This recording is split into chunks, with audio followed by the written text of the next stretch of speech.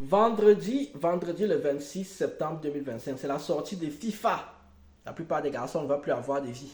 Hein, on va aller jouer à FIFA. Mais avant ça, allez chercher quand même votre carte d'électeur. Hein, pour mettre la pression aux élites et leur faire comprendre que nous allons commencer à voter aussi. Les gens que vous avez mis là ne vont plus nous contrôler.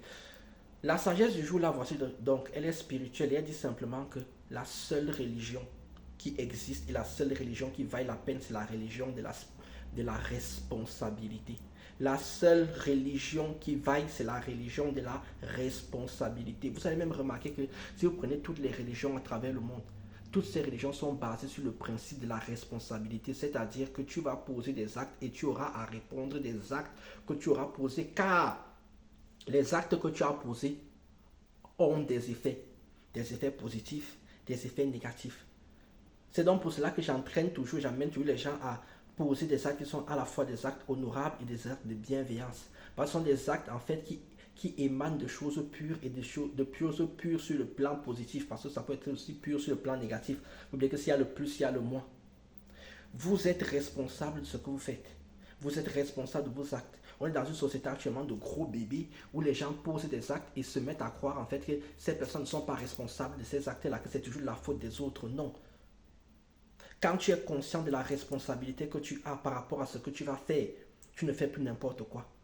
Tu commences à être en paix avec toi-même et à apporter la paix autour des autres. Si tu es un mari, tu essaies d'être un bon mari.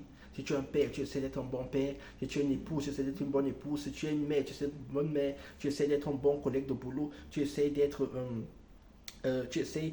un bon voisin, tu essaies d'entretenir des actes de bienveillance. Ce qui signifie donc que quand quelqu'un vient avec le désordre, tu mets également le désordre dans sa vie.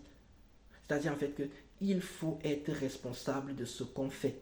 Il faut accepter la responsabilité et surtout comprendre que tous les actes qu'on va poser vont avoir des conséquences dans la vie, présente et future.